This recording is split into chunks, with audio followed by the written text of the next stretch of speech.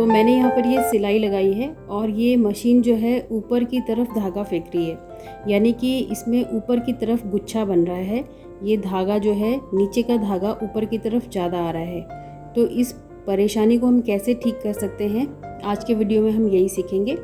तो अगर आपके पास भी घर में इस तरीके की घरेलू सिलाई मशीन है तो आपके लिए ये वीडियो उपयोगी हो सकता है कि किस तरीके से आप अपने आप से इस मशीन को ठीक कर सकते हैं। आपको किसी मैकेनिक को बुलाने की ज़रूरत नहीं है। जब तक कि बहुत बड़ी परेशानी ना हो तब तक आपको इसके लिए किसी मैकेनिक की ज़रूरत नहीं है। आप इसकी छोटी मोटी प्रॉब्लम्स को अपने आप से सॉल्व कर सकते हैं।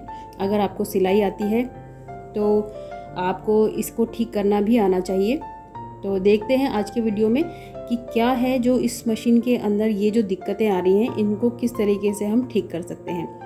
तो यहाँ पर ये जो ऊपर का धागा, नीचे का धागा ऊपर आ रहा है, इस कपड़े में नीचे का धागा ऊपर आ रहा है। तो पहले हम इसको कैसे ठीक करेंगे ये जानेंगे। और अगर धागा नीचे की तरफ जा रहा हो ज़्यादा, जैसे कि इस पार्ट में अगर धागा ज़्यादा जा रहा है तो उसको हम कैसे ठीक कर सकते हैं, वो भी आज के वीडियो में हम सीखेंगे। तो अगर सबसे पहले तो आपको अपनी मशीन के अंदर ये देखना है कि क्या आपने जो ये धागा डाला है ये ठीक डला हुआ है, ये कहीं फंसा हुआ तो नहीं है।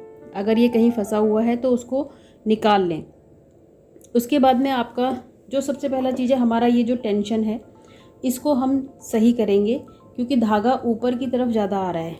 ये जो धागा है ऊपर आ रहा है तो इसका मतलब ऊपर आपकी टेंशन जो है वो ज़्यादा टाइट हो सकती है, जो कि ज़्यादा खींच रही है धागे को ऊपर। तो हम इसको थोड़ा सा लूज़ कर लेंगे, तो इसे थोड़ा ढीला करेंगे यहाँ से।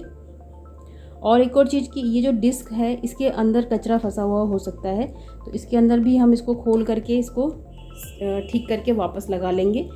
तो इसको हमने थोड़ा सा ढीला कर लिया है। एक चीज़ मैंने यहाँ पे इसे ढीला किया है। और दूसरा एक और चीज़ हो सकता है कि आपकी बॉबिन जो है वो लूज़ हो, जिसकी वजह से धागा ऊपर आ रहा है। तो आपने अपने बॉबिन को निकाल के बॉबिन को चेक करना है कि बॉबिन कहीं ढीली तो नहीं है। तो बॉबिन को हम कैसे चेक करेंगे कि बॉबिन को इस तरीके से उठाएंगे, देखिए ये सीधा धागा निकल रहा है तो इसका मतलब ये बहुत लूज़ है। तो इस बॉबिन के इस पार्ट को जहाँ पर कि ये नट दिया हुआ है इसको हम टाइट कर लेंगे।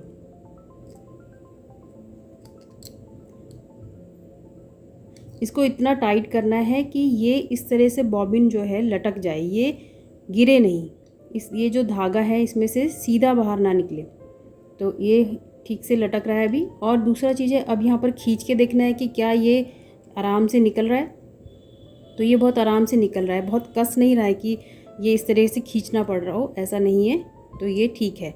तो इसको इस तरीके से आप बॉबिन को अपना चेक कर लें। अगर आपकी बॉबिन सही है तो फिर अब आप अपना स्टिच जो है उसको चेक कर सकते हैं कि क्या ये सही लगा है। तो अगर ये सही लगा होगा तो आपकी स्टिच जो है वो सही आएगी। तो सबसे पहले यहाँ पर भी देखना है कि क्या आपका धागा यहाँ बहुत टाइट तो नहीं आ रहा है, बहुत लूज़ तो नहीं आ रहा है। तो यहाँ पे जैसे ये थोड़ा सा टाइट है तो इसको थोड़ा और लूज़ करेंगे इस तरीके से। और अब अपना एक बार थ्रेड चला के देख लेते हैं। तो एक बार इस धागे को इसी कपड़े पे यहाँ पे चेक करके देख लेती हूँ मैं कि कितना सही आ रहा है।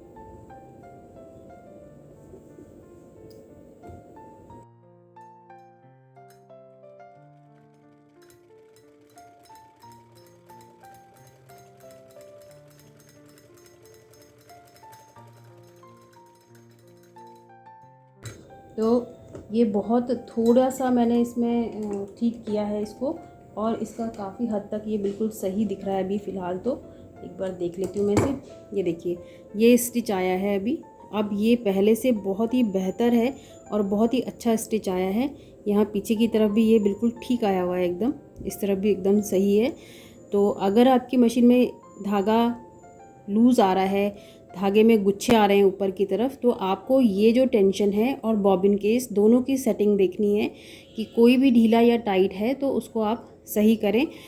तो इसी तरह से अगर सिलाई जो है नीचे के पल्ले में, यानी कि जब आप सिलाई लगा रहे हैं और नीचे की तरफ इस तरीके के गुच्छे आ रहे हैं, तो भी आपको ये टेंशन जो है, डिस्क जो है, इनको देखना है कि कहीं इसके अंदर धागा ज़्यादा लूज़ तो नहीं है। अगर ज़्यादा लूज़ होगा तो धागा नीचे की तरफ ज़्यादा जाएगा और आपको नीचे की तरफ गुच्छे दिखाई देंगे। और साथ ही साथ अगर बॉबिन केस अगर टाइट होगा और ये इसकी टेंशन ठीक है और नीचे बॉबिन केस टाइट है, तो फिर आपको धागा जो है नीचे की तरफ ज़्यादा आता हुआ दिखाई देगा। तो आपने इन दोनों कंडीशंस में टेंशन डिस्क और नीचे बॉबिन दोनों की सेटिंग देखनी है। अगर ये दोनों ठीक हो जाते हैं तो आपको ये दिक्कत, आपकी जो ये परेशानी है ये सही हो जाएगी। तो इस तरीके से आप अपनी इस मशीन के अंदर ये जो प्रॉब्लम है, जो धागे में गुच्छे बनते हैं मशीन के अंदर, इसको ठीक कर सकते हैं। तो इसी तरह की जानकारी के लिए अगले वीडियो में मिलेंगे। धन्यवाद, नमस्कार।